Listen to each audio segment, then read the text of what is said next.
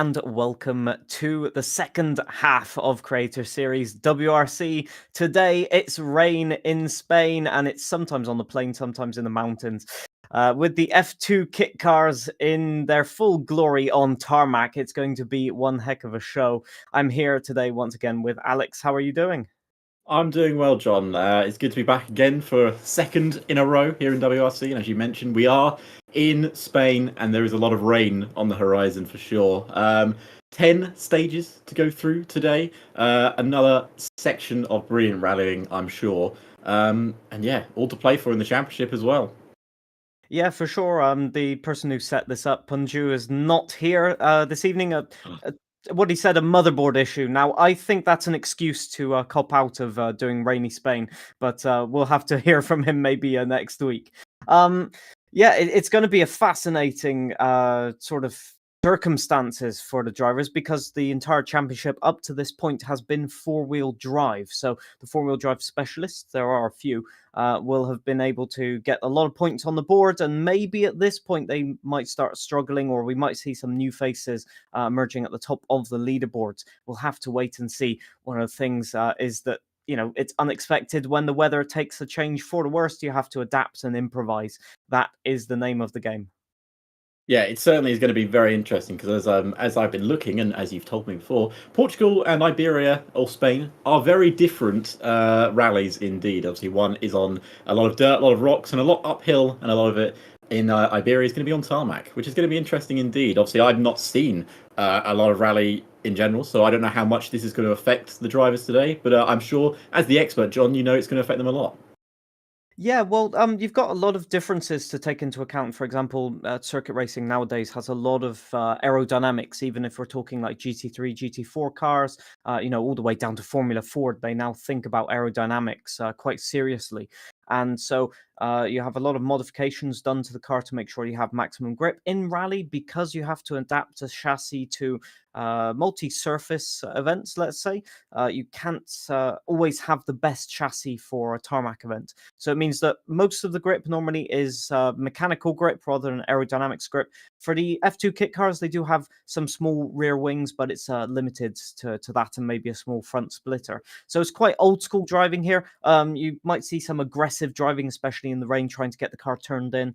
It's very, very sort of necessary, just for survival, let's say, to have a very oversteery car, let's say. So we'll have to see how they get on. I am being told we can go to the standings briefly, where once again we won't mention the person at the top with Who's that? Kamikaze leading the Who's that at the top? standings there. I think I So, recognise that name. no, Gareth, please change my name tag right now. Anyway, Hmm. Kamikaze and Vlembar have been sort of the stars of the show in the last two rounds, gaining many, many points back, it must be said. But with Ambient Mike and Contant Alomo really stepping up their pace as well. So that's not a help, Gareth. But thank you. So yeah, it's going to be fascinating to see how the people adapt here to the change in circumstances. The next two events are with front wheel drive, so we could see the likes of Contant, who's very, very fast on rallycross standings in the front wheel drive cars. He could make his way up the order, but confidence is key, and we can see now the championship order really taking sort of a structured format as to who's in contention, let's say.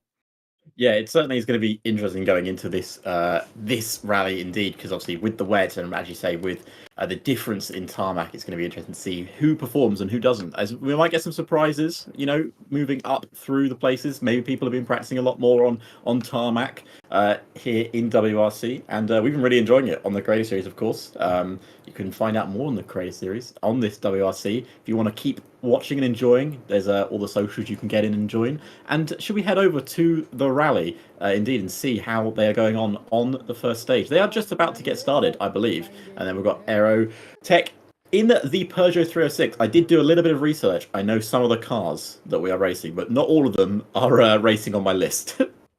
No, there's quite a difference between, let's say, international competition cars and cars that raced in the British Rally Championship or French Rally Championship only. So the 306 Maxi, let's say, and the Citroen Zara were both podium finishers, if not winners, on the WRC calendar. And so the performance of those cars are a lot better than, for example, the Vauxhall Astra, which ran in the British Rally Championship and I think won the British Rally Championship in the late 90s. So there's a lot of sort of differences between these cars. There's a small change in the regulations as well, with power and stuff to do with that. But essentially, the 306 Maxi and the Citroen Zara are the ones you want to take to win the rally. And as you can see, it is absolutely torrential downpour out there. I do not envy them one bit. Yeah, I mean, that's going to be... It's tricky at the best of days, but that is quite the wet surface they are racing on. Now, of course, that is going to change their entire philosophy going around the tarmac, and it is going to be... it's going to be very interesting indeed. I've been told by our producer we have no stage tags, so we will be reading out the stages as we go through them. And this first stage, I'm going to give to John to pronounce. Alforia is the best way I'd pronounce it, which is absolutely butchering it, but there you go. It's, you know, quite a short stage. I'd say it's more like a... actually, no, it's a medium stage. No, I got the names mixed up with another stage. So it's about, if I remember correctly, about 10Ks. So it's 16 according to my list. 16Ks, there you go. I'm getting all the information wrong. I'm getting it mixed up possibly with the Portuguese stages, actually. So it's, you know, a stage to get your teeth sunk into. And, you know, with this torrential rain, you're going to have to really, really sort of back off the pace at the start and get sort of up to speed by the first 2 or 3 sectors. But for those people that are confident with the car, they will be able to gain a lot of time in this one, because the rain will make it that even if you have those fresh tires, it will be so slippery just right from the start. And tire wear is actually going to be a huge problem here because of the front wheel drive nature. You're going to have wheel spin no matter what. There's jam going very wide onto the rocks there. Punctures are so easy to get on the sides of the road here. Now, in terms of how this is going to change their tyre strategy with the rain coming down, I assume, unlike in circuit racing, is there a form of wet tyre or intermediate tyre that these guys can run, or is it just full same tyre they can run on these cars? So on tarmac conditions, yes, you do have 2 compounds of dry tyre and 1 compound of wet tyre. No intermediate tyre. So, you know, you've either got to take the full grooved wet tyre or the semi-grooved slick tyre.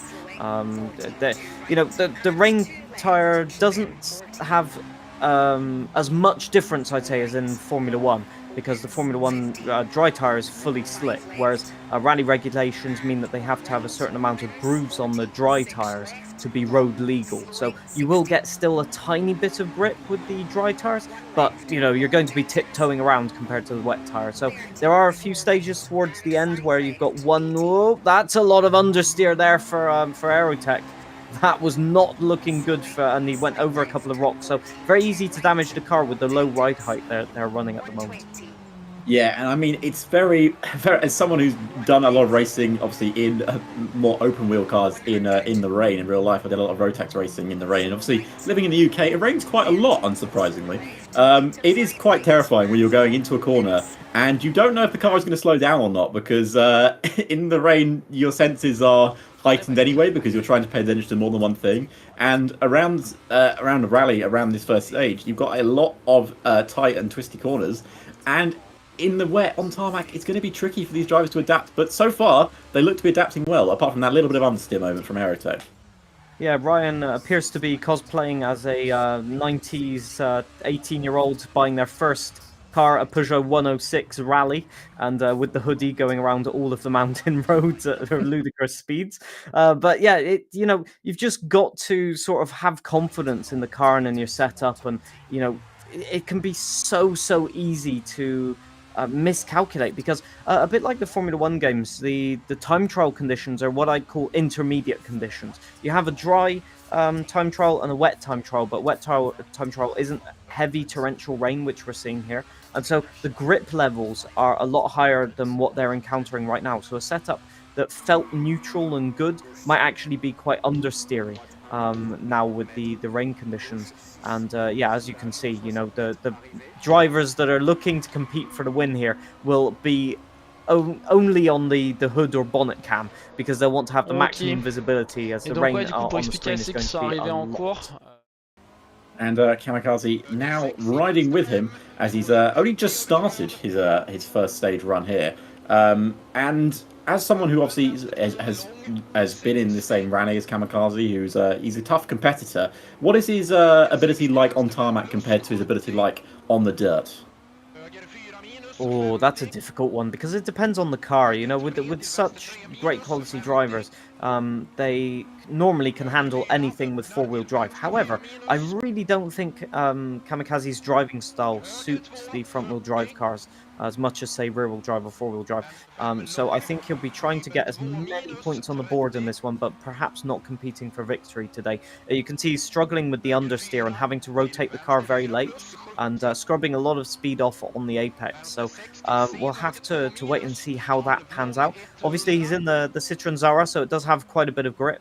Probably the grippiest car of the entire class. So he's gone safe for this one. The 306 Maxi has the most horsepower, but it is prone to understeer. So if you see anybody in the 306 Maxi and they're understeering, that's basically chronic understeer. There's not much you can do about that in that car.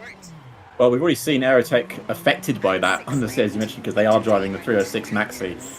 But they may be banking on a bit of later stages where I believe the rain is going to be stopping, or at least slowing down for sure. And obviously we do have the power stage at the end of the rally as well, so maybe their eyes will be focused on that. And now, John, I asked you this question last week. I'm going to ask you again. If you were out there today, what car would you have taken out onto this rally?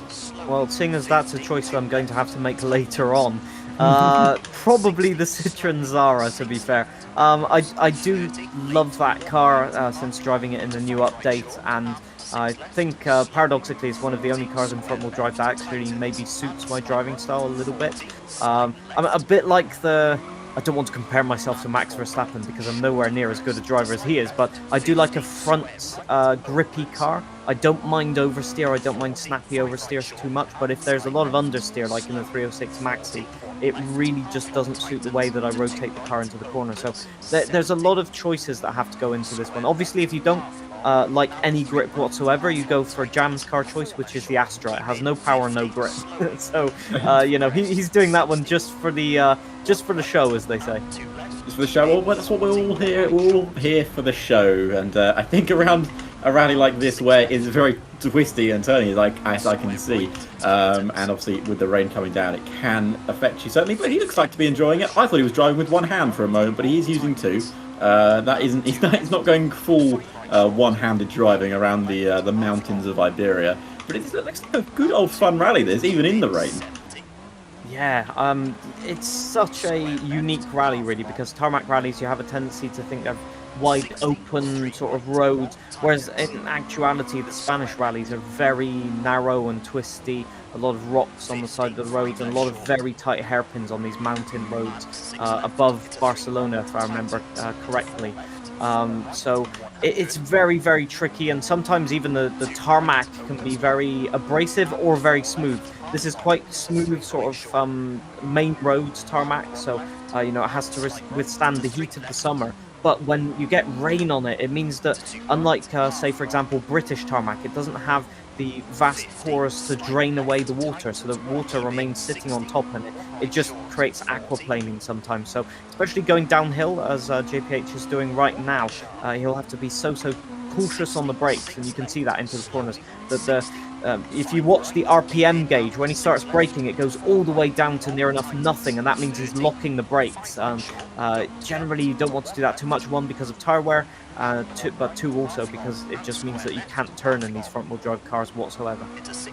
Yeah, and that is going to be the tricky point, because aquaplaning can be really horrible. I mean, as certainly someone who's been in a car or been in a cart that is aquaplaned, I can tell you, when you're going quite fast in towards a wall and you're aquaplaning, not really a lot you think about apart from, can I slow this down?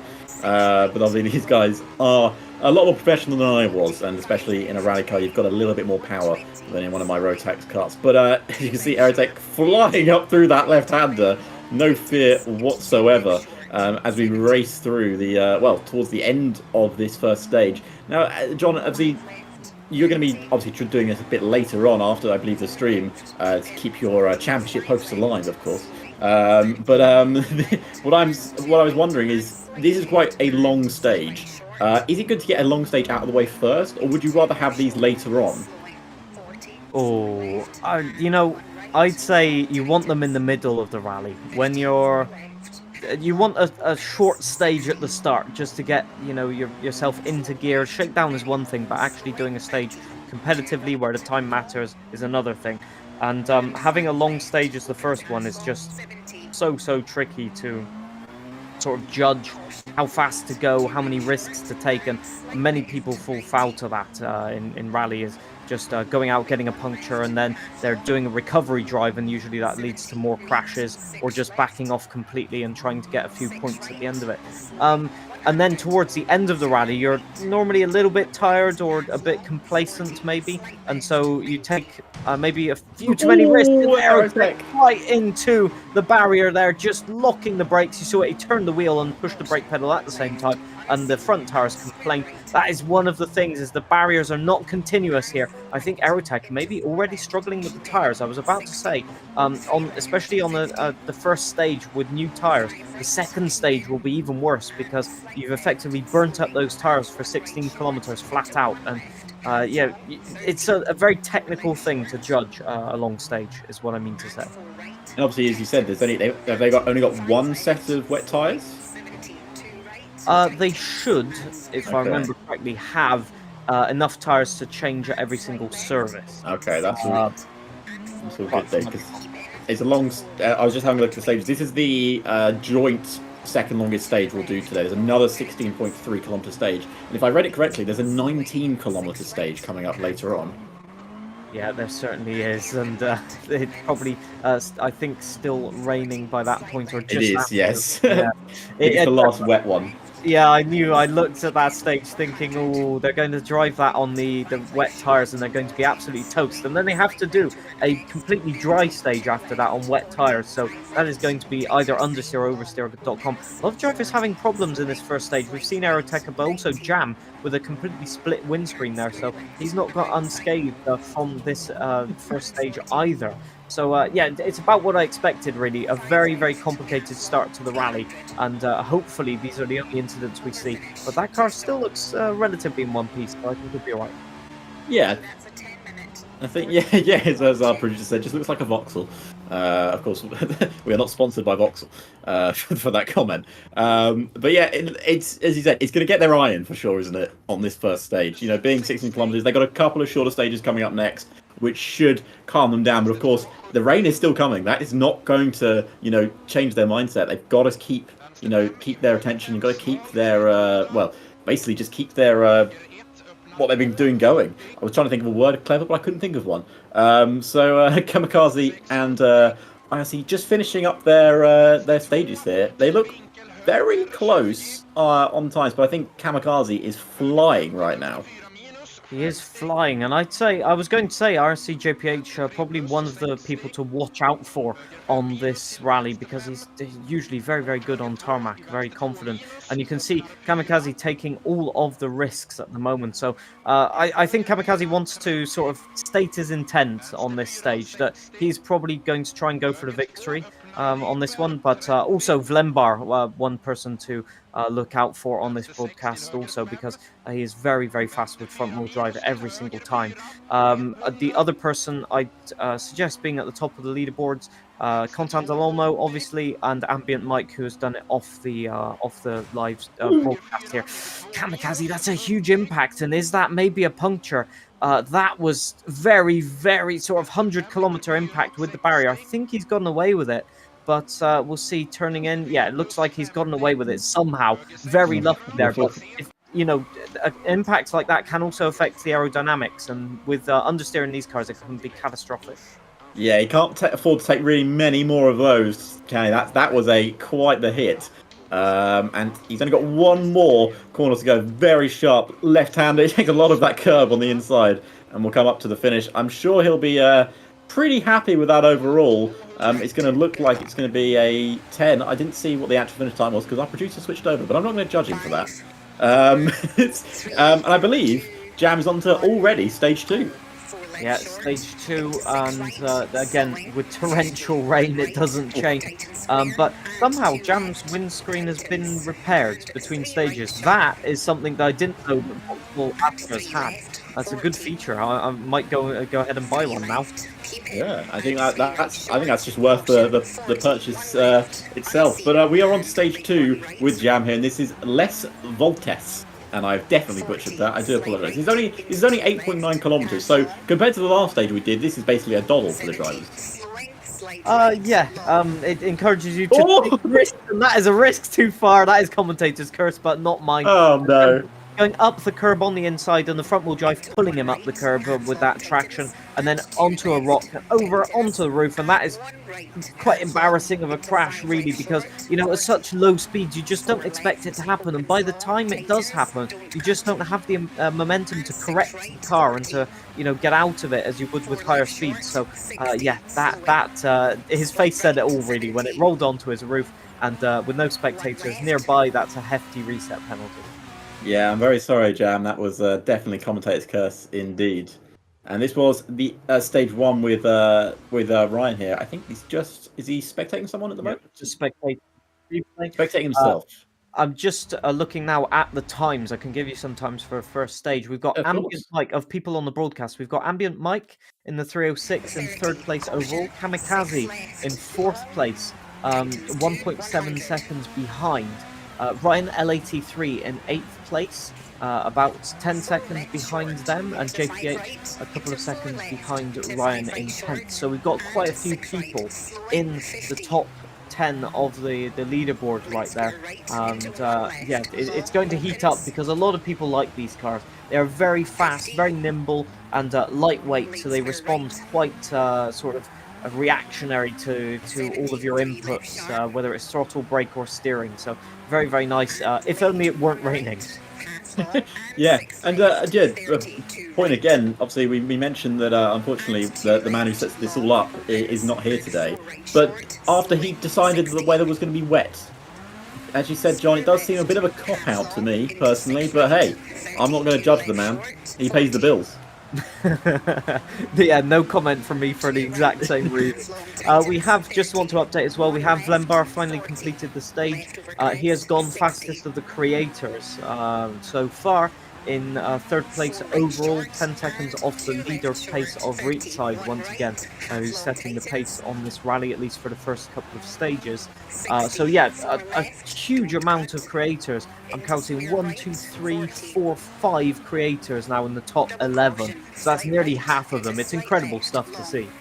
That's it, really impressive. I mean, it proves also how good the guys that we have race in Creator Series, and you know how much they've improved as well. I imagine as Yam goes, well, Yam's run started badly and doesn't seem to be getting any better at the moment. Is the rain affecting them? And I think that car is struggling for a bit of damage as we go downhill there. Yeah, it might be a puncture or something. Looks like I'm just not confident on the brakes. I think what's happening is Jam's locking the brakes, which is a very common thing to have happen. Yeah, it's just not turning really. I don't think he's got a puncture as per se, because he's still got good traction. But when you hit the brakes and you try and turn, unlike in a 4-wheel drive car, you'll just lock the brakes and go straight on effectively, because most of the weight is over the front of these cars, and so without the rear traction to sort of get the car rotated, it can just compound on each other the problems, and it can mean that you have less margin of error, especially if you're not confident with the car, which I think Jam is losing confidence at the moment in this lovely machine. That's a good one from our producer once again. I won't read that out. I'll let you read that. Yeah. Yam wham, thank you, ma'am. As carrying on at his lap. I was going to mention, John. I don't know if this is just maybe me being the way I am, but if I was racing in one of these cars, especially in the wet. You know, you've got so many things to think about. You obviously think about gear changes, you think about where you need to put your foot down on the brake. But then obviously you have 2 plastic things going up and down, up and down, up and down your windscreen. I would find that personally distracting. Would that distract the drivers? Well, if you turn them off, you can't see. So yes, that is the other issue. It's probably a benefit nonetheless. Well, rally drivers get used to it. Windscreen wipers, any form of GT or endurance racing will be used to it as well. So it's just a case of after a while you just look past them effectively. Obviously, it works better in real life because you have the depth of view. They're out of focus, so you don't worry about it. But in game it can be a little bit distracting, but you live with it effectively. But I mean it's worse at night, I'd say. It's worse at Mm. night or in fog because literally you have limited visibility then, and the light reflects on the droplets that you can see on the windscreen. It just blinds you basically. So it's a very, very difficult thing to do, but that's exactly what the drivers encounter in real life: non-optimal conditions, and you just got to deal with it and keep going as best you can. Well, they certainly seem to be in that at the moment, and we are now with Ryan, who, again, as we mentioned, is rocking that "Have you seen this man?" footage. If we could just blur that camera, it'd be even better to get an old CCTV footage of it. But Ryan now going through the last part of stage 2 here, and we saw him last week in Portugal, looking pretty good for most of it. But he had a problem, didn't he? During Portugal. Hopefully he's put that aside him and he can now focus back on Rally Iberia because so far he's looked pretty good. Yeah, I'm just going to mention you will see as many problems as you did see in Portugal. These rocks on the side of the road that you can see, they show no mercy. If you hit them, it's a 90% chance of a puncture, which is why I'm so surprised that Kamikaze got away with hitting the barrier because they're normally as solid as the rocks. So you really have to be pushing your luck a little bit. But because it's a tarmac rally, a lot of people take risks and push the limits a lot more than on a gravel, say, Portugal rally, because you have more visibility. The roads are a bit flatter and a lot more camber to them, so you can carry the speed through the corners. So people tend to push the limits more on, say, Rally Portugal than on Rally Portugal, because you have the blind crests, for example. Raincoat Riri, that's a nice one as well. Our producer is on form today. Just want to shout out also the Lego set that he's got in the background of his camera. Nice stuff. Do enjoy a good Lego set. Everyone enjoys a good Lego set. There needs to be some. We need more Lego WRC. That's what we should do. Oh, we should make some. We should make Lego Creator Series. Oh, that would be fun, wouldn't it? Maybe your favorite Creator Series moments in Lego. Our producer is just laughing and saying we don't have the budget for that. I think. Nah. In my ear. Maybe next season, Mega Blocks, perhaps. Let's see if we can make it happen. But back to obviously the rallying, and it is Raincoat Riri going through the final section of stage 2. I'm hoping that they can carry this going. I don't want to give him another commentator's curse. I've already given enough today. One is enough. Thank you very much.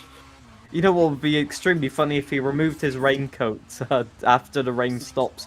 And yeah, that would be just the peak comedy from Ryan. I'm sure he's capable of doing that, and I'm sure he's got that planned.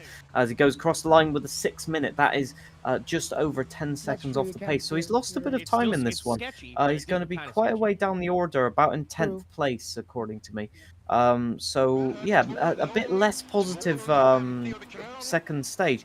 Kamikaze looks like he's got a bit of bonnet damage additionally to the damage that he picked up. So it'll be interesting to see. He's not looking too confident. Normally when he's confident, he's fully focused. Here he's looking around a little bit and maybe not at one with the car for the moment, but he is close to the finish and it is looking like a good time for the moment.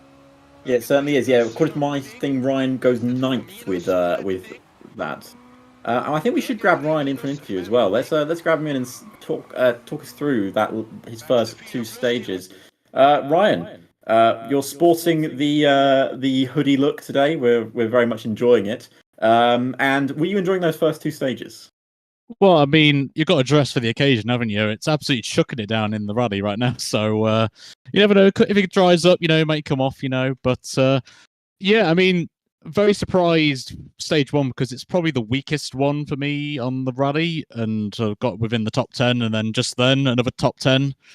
So very promising, but was a bit worried about stage 2 because I did push a bit more on stage 1, and the rears were starting to go a little bit because this car is well known for burning up the rear tires. So thankfully they kept alive right at the end of stage 2, and somehow I'm happy with the pace at the minute, but I don't want to predict the curse again of Portugal last week, which I won't mention because I'll probably jinx myself.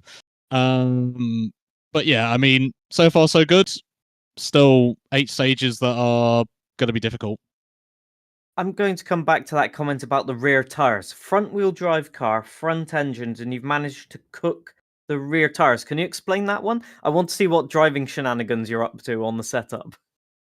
I think it is setup related. I think I'm just trying to get traction on the rear, spins them up really quickly. And like in my headphones, I can just hear the moment when I need to shift up like early on the gears to try and reduce that, rear spinning of the tires and, try and save a little bit of rear deg. But I mean, the front tires are fine. I don't have any issues with them at the minute, but yeah, it's going to be one that I need to maintain. But I want to give a shout out to Ambient Mike, who didn't give anything away. He just gave me some areas of where I need to go with the setup and have a little play with it. So it has worked a treat so far. And let's see if my tweaks have actually worked out for a change. How far up the leaderboard do you think you can get, let's say? Well, I'm not going to do that because last time it went badly for me. So I think I don't even know where I am at the minute overall, but if I'm honest, my aim is to beat Aerotech, Jam, the content creators specifically, not the aliens of the Kamikazes or Vembars or any of them, because they're just aliens. But if I can beat Aerotech this week, I'll be happy, I think. And progression, slow little steps as we go along, and we'll get there and hopefully race with the big boys. Well, it's looking good so far, just behind people like Vlembar, and overall it's looking like you're in the hunt, let's say. So yeah, I won't jinx anything more than that. I've already said too much. Maybe Alex, if you got just a last question, or shall we leave him to it? Yeah, no, I'm not going to jinx him. No, I'm not. I'm not deflating his confidence. I'm not doing it. So I want to ask you. Obviously, we've got a very long stage coming up later, the 19-kilometer stage. Is that the one you're most worried about, or is there another stage in there that you're more worried about? In practice, I think it was stage. Well, I'm trying to think now. I think it's stage 5 or 6 where, when I was practicing this week, I did destroy the car by falling off a cliff, but I think I was just basically pushing the limit of the stage.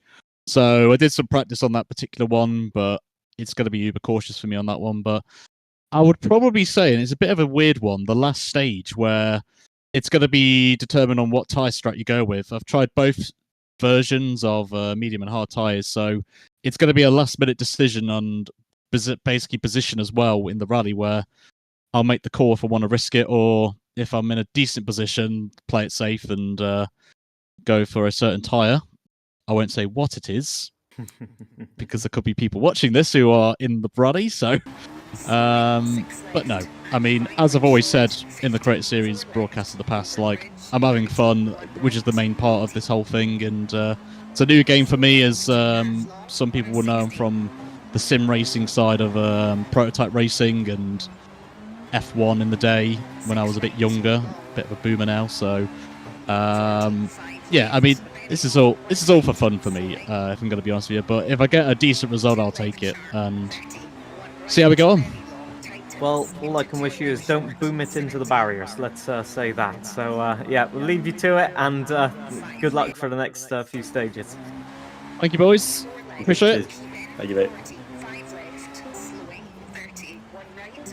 Looks like we got Vlembar in for an interview as well. How's it going, Vlembar? It looks like you're in the hunt for a win this time. So far, yeah, it's okay. I had I'd say a big mistake at stage 1, where I completely missed a bridge nearly and went straight into an arm code. Except that, yeah, it's okay for the first 2 stages.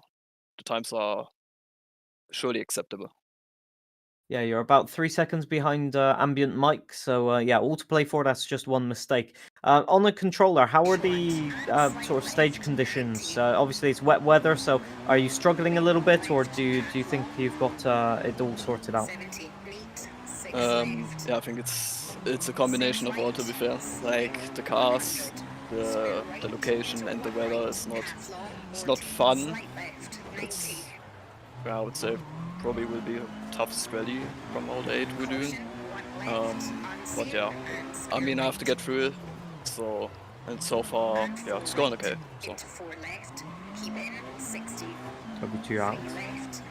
Yeah, so again, what I normally ask, my normal questions, Vemba. Obviously, we've had a long stage to start off with. We've got another 16-kilometer stage, and of course, we've got a 19-kilometer stage.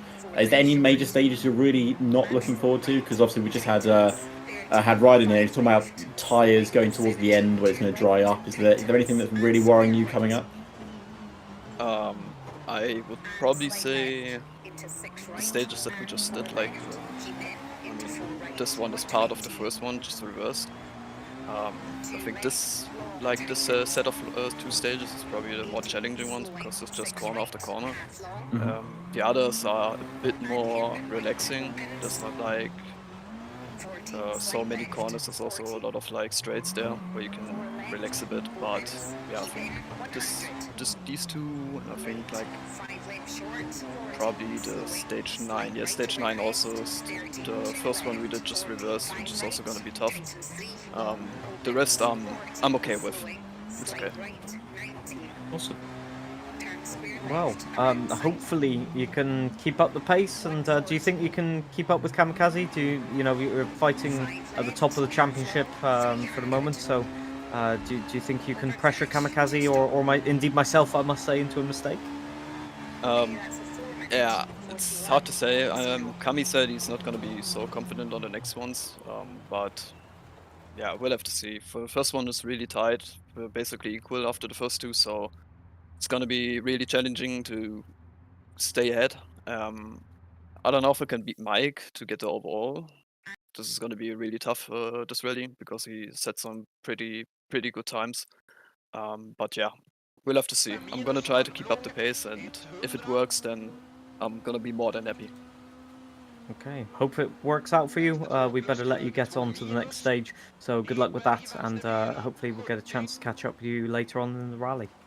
Thank you. See ya. You mate. So we've got some drivers already. Sorry to cut you off there, Alex. Sorry, We've got some drivers already into the stage 3, and some of them indeed into stage 4 now as well. Did 2 people just finish stage 3 the exact same time? Yes, or was they that did indeed. And they got the exact same time.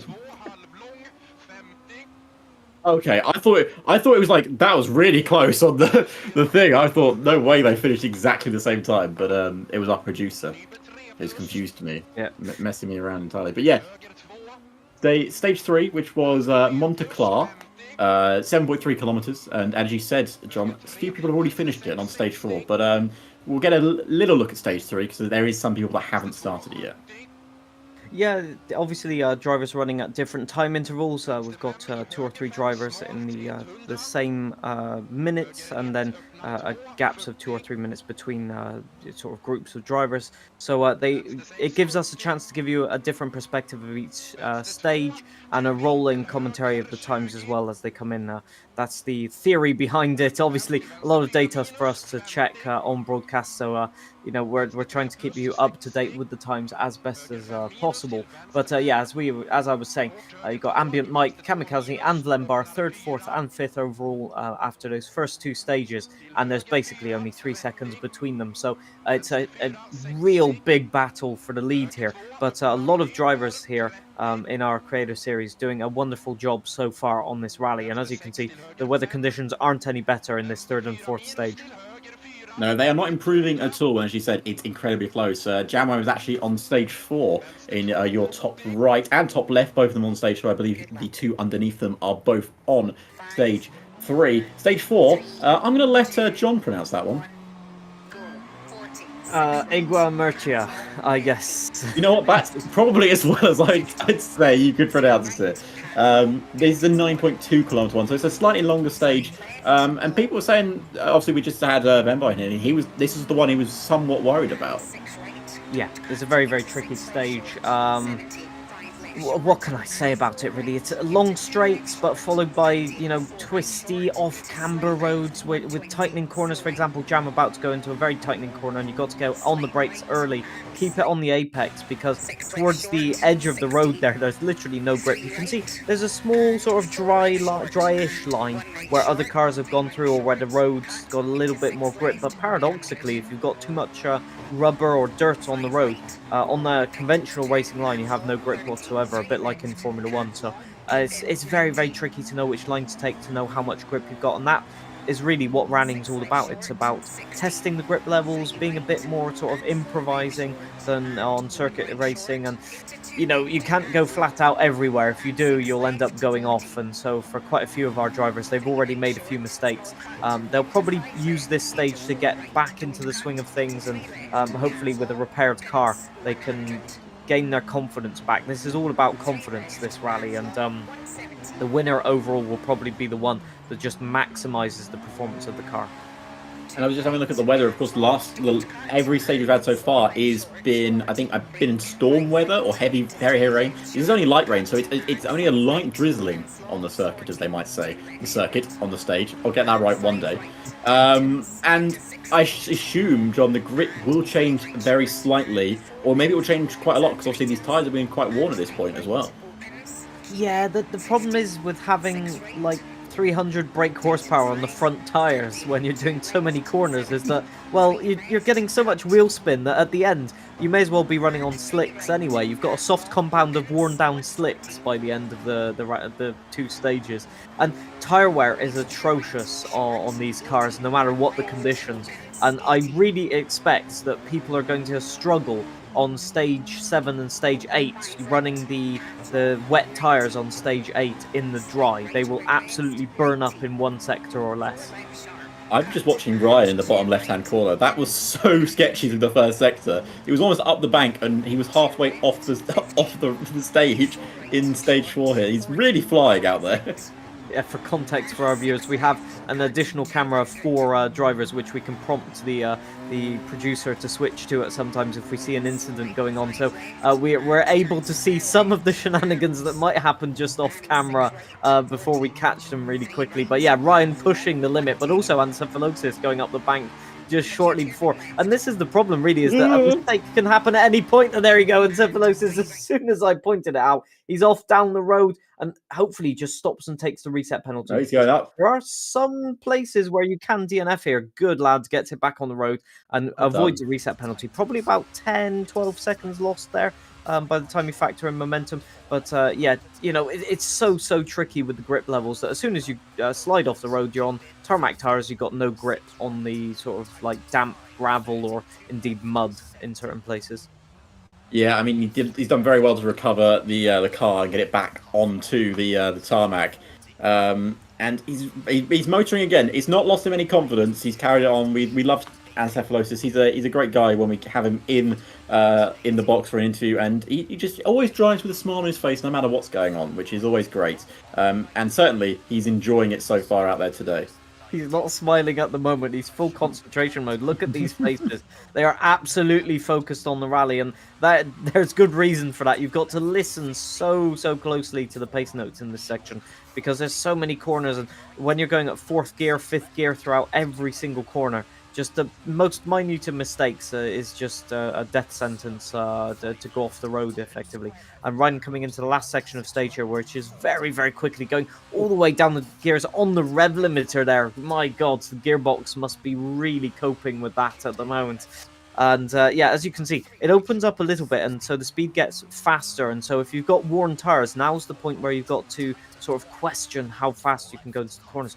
Beautiful line there by Ancephalopsis, taking the shortest line hopping over the grass, and gaining probably a second back there on somebody that takes a wider line. That's one thing with the front-wheel drive cars. You have to sort of modify your racing lines to account for the loss of traction or loss of grip that two-wheel drive brings, and that can be something that sort of four-wheel drive specialists, let's say, struggle with the most.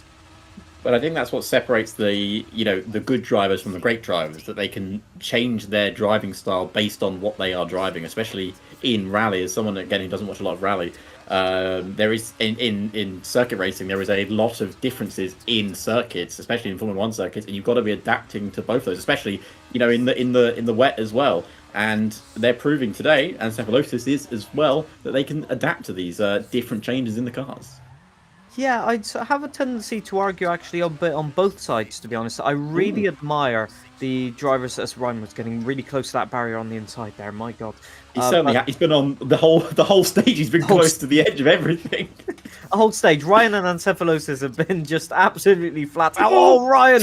Oi, oi, oi, oi, oi, nearly into the trees there. Oh, I think not even a reaction from him, but I'm sure that he will have not anticipated that one. And he did the sort of classic LMP thing to lift off the brakes and just let the car coast through the corner, which is the thing that you have to do with these front-wheel drive cars. And I'm not even sure that he knows they're front-wheel drive as he off the stage are clipping the inside. Because he thinks that the rear tires are going off, but they've got no traction on them. They're not powered wheels. So I'm not sure if he's got confused there or just speaking got confused a little bit. But the car looks quite a bit understeery, not oversteery. So a bit of puzzling one. But just going back to what I was saying, I admire people that can drive all types of cars, but I also admire the specialists. Watching a front-wheel drive or rear-wheel drive specialist drive their preferred class of car, let's say, is just an art form in itself. So that's the beauty about rallying. There's a lot of things you can do, and you can do that by joining the Creator Series club as well and driving all types of cars. Yeah. And it's going to be a great last 4 rallies. You can still get this rally done until tomorrow morning if you're in Europe. Oh, Encephalosis, has too much speed carried on. As soon as I saw him going into the corner, I thought, no. He's getting out, but he's got radiator damage, thankfully. I think this is stage 4, so he's got a service to get to right after. But that's disappointing. A crash on basically what is the last corner, and a crash after the last corner as well, up the bank and down into the countryside. Well, I think if Encephalosis becomes undeafened, I'd love to grab him for a quick interview before the next stage. Let's see if he can get it done. Yeah, that was a helter-skelter run, let's say. I don't think he was expecting to have all of those troubles. I've noticed he has undeafened, so let's see if we can get him in for maybe a quick interview, if possible. Encephalosis, I'm sure you could have seen this one coming, perhaps. That was a bit of a topsy-turvy stage right there. You seem to be pushing the limits, though. It's wonderful to watch. Thank you. Yeah, we had, I don't know, I'm sure you guys saw at least some portion of, I think it was my second stage, I guess, that I got a puncture with like 2 full sectors left. Ooh. I think that might have shaken my mental a little bit. I'm definitely trying to push, but maybe pushing just a little bit over that edge, trying to make up that lost time, which is not always a good idea. How much does confidence affect your driving in these conditions and with these cars then? It's kind of a tale of 2 cities on the confidence, I guess. Because on one hand, I don't know. I definitely came in with some confidence, ready to get through the challenge of it. I knew it was going to be hard to rewatch that. Yeah. Knew it was going to be a tricky rally for everybody, but hoping we could just kind of stay confident, stay with our good driving. But then at the same time, that confidence can lead to overdriving the car a little bit.